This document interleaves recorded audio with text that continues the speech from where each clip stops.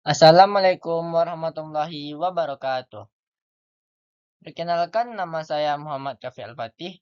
Saya dari kelas 10C dan asal sekolah saya adalah di Man Insan Cendekia Padang Pariaman.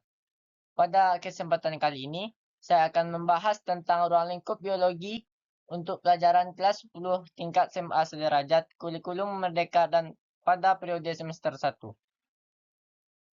Pada kesempatan kali ini kita akan menjelajahi dunia biologi yang menakjubkan.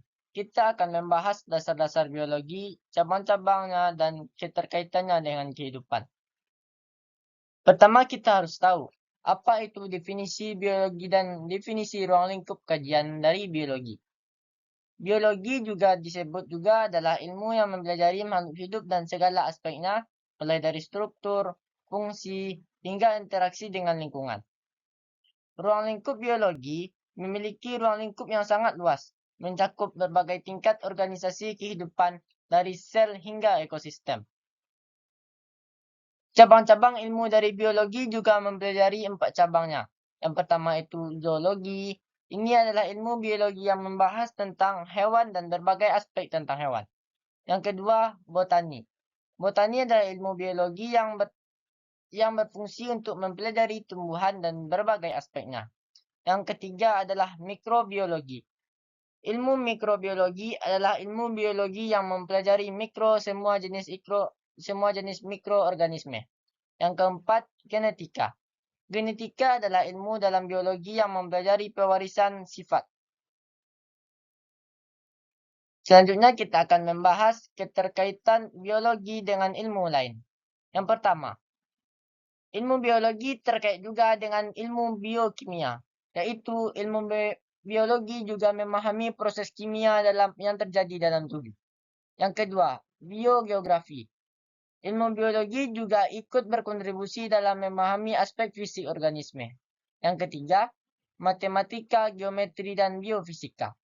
Ilmu biologi juga menggunakan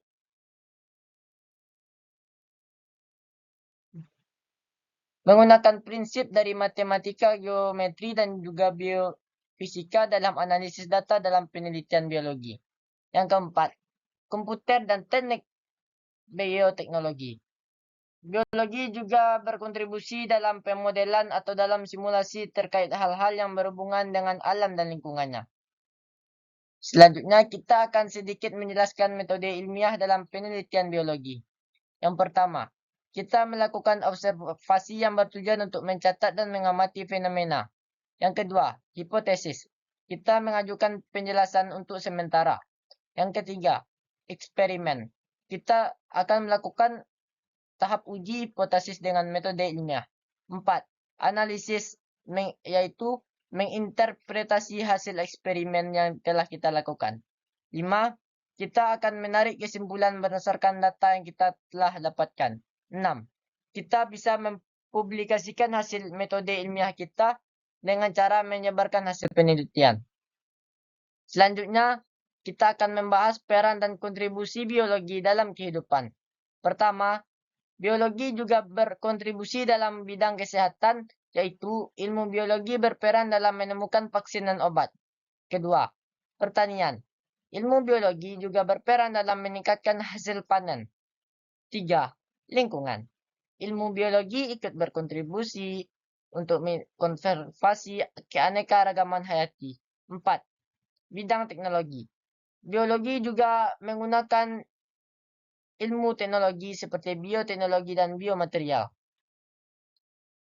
Bahasan kita selanjutnya pada kesempatan kali ini adalah hal-hal yang harus diperhatikan atau keselamatan kerja dan perilaku yang baik di laboratorium. Yang pertama, kita harus memakai pakaian lab yaitu jubah lab dan kacamata pelindung. Kedua, peralatan keselamatan yaitu seperti sarung tangan, masker, dan kacamata. Ketiga, perilaku aman. Kita akan melakukan perilaku yang aman, terkendali, dan tidak menimbulkan sesuatu yang tidak diinginkan.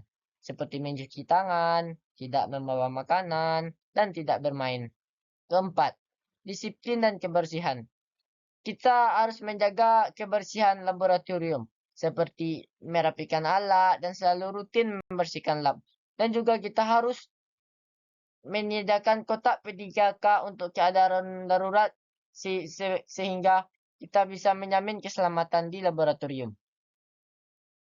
Selanjutnya kita akan membahas keanekaragaman hayati di Indonesia. Yang pertama, bisa kita bahas tentang hewan yaitu mamalia. Di Indonesia kaya akan mamalia. Contohnya seperti berbagai jenis orangutan, gajah, dan badak. Yang kedua, burung.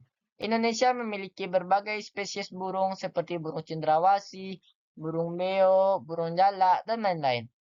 Ketiga, ekosistem laut. Indonesia memiliki berbagai jenis terumbu karang yang kaya dan berbagai jenis ikan yang beragam. Selanjutnya, kita akan membahas sedikit tentang klasifikasi makhluk hidup.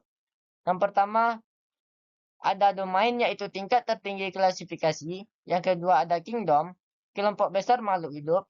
Yang ketiga ada phylum, kelompok organisme dengan ciri-ciri umumnya tersendiri. Yang keempat ada kelas, yaitu kelompok organisme dengan ciri yang lebih spesifik. Dan yang terakhir, kita akan membahas alat-alat laboratorium biologi dan fungsinya.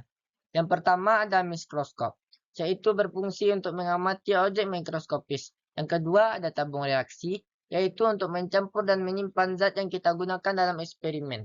Yang ketiga, gelas ukur, berfungsi untuk mengukur volume cairan yang kita gunakan. Yang keempat, ada pipet yang juga disebut oleh sebagian orang yaitu pipet tetes. Fungsinya adalah untuk mengambil dan memindahkan cairan. Sekian dari penjelasan materi pembelajaran kita tentang ruang lingkup biologi. Jika ada kata-kata yang salah, mohon dimaafkan. Wabillahi taufiq wal hidayah. Assalamualaikum warahmatullahi wabarakatuh.